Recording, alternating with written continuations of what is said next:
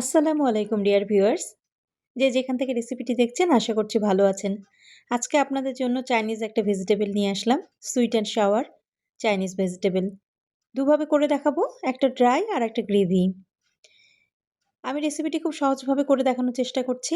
আশা করছি আপনারা যারা আমার লেজি শেফসের রান্নাগুলো ফলো করেন তারা জানেন যে আমি রান্নাগুলো খুব সহজ করে দেখাই। আশা করছি আজকের রেসিপিটি আপনাদের ভালো লাগবে। এটা পোলাওয়ের সাথে চাইনিজ রাইসের সাথে খেতে খুবই ভালো লাগে। আমি এই সবজিটা রান্না করার জন্য ৩ ধরনের সবজি নিচ্ছি। ফুলকপি, পাতাকপি আর গাজর। কেউ চাইলে মটরশুঁটি কিংবা বরবটিও নিতে পারেন। ফুলকপিগুলো ছোট ছোট টুকরো করে কেটে নিলাম। ফুলকপির ডাঁটগুলো কেটে নিচ্ছি। গাজরগুলো প্রথমে ছিলে নিলাম। এরপরে আঙ্গুল পরিমাণ লম্বা করে পাতলা করে কেটে নিচ্ছি। এরপরে নিয়ে নিব পাতাকপিগুলো কেটে নিব। পাতাকপিগুলো স্কোয়ার শেপ করে কেটে নিচ্ছি। এগুলো আমি খুব ভালো করে সবজিগুলোকে খুব ভালো করে আমি ধুয়ে নিচ্ছি। এরপরে চলে যাচ্ছে রান্নাতে। প্রথমে কড়াইয়ে নিয়ে নিচ্ছি পানি। পানিতে ১ চামচ লবণ দিয়ে দিলাম। এরপরে ফুলকপিগুলো দিয়ে দিচ্ছি। ফুলকপি আমি ৫ মিনিট সময় সিদ্ধ করে নিব। আপনারা যারা চাইনিজ সবজি খান তারা জানেন যে চাইনিজ সবজিগুলো পুরোপুরি সিদ্ধ হয় না, একটু আধা সিদ্ধ থাকে। একটু ক্রাঞ্চি থাকলে খেতে ভালো লাগে। এই তো ফুলকপিগুলো ৫ মিনিট রেখে নামিয়ে নিলাম। এরপরে গাজরও আমি ৪-৫ মিনিট মতো রেখে নামিয়ে নিলাম।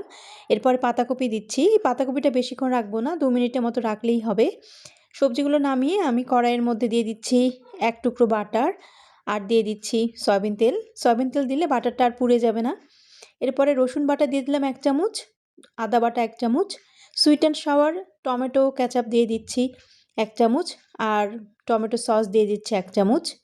এগুলো খুব ভালো করে নাড়াচাড়া করে দিয়ে দিচ্ছি ১ চামচ গোলমরিচের গুঁড়ো। ওটাও খুব ভালো করে সসের সাথে মেখে নিয়ে দিয়ে দিচ্ছি লবণ ১/২ চামচ। আমি সবজিগুলো সিদ্ধ করার সময় লবণ দিয়েছিলাম, সেজন্য এখানে অল্প লবণ দিচ্ছি। আর চিনি দিয়ে দিচ্ছি ১ চামচ। এই সবজিটা খেতে একটু টক মিষ্টি লাগবে, এজন্য চিনিটা অবশ্যই চেষ্টা করবেন দিতে। আমার সিদ্ধ করে রাখা সবজিগুলো দিয়ে দিচ্ছি। এগুলো এখন সসের সাথে খুব ভালো করে মাখিয়ে নিব এবং এটা মাঝারি হাই হিটে রান্না করব।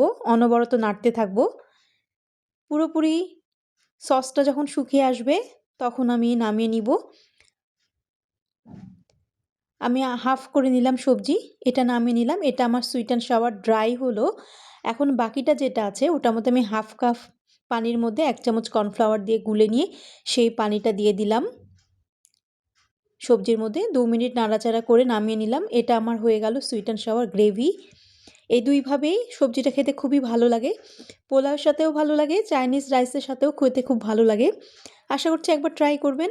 আর আমার এই রান্না যদি ভালো লাগে তাহলে একটা প্লিজ লাইক দিয়ে দিবেন। আজকে এই পর্যন্তই।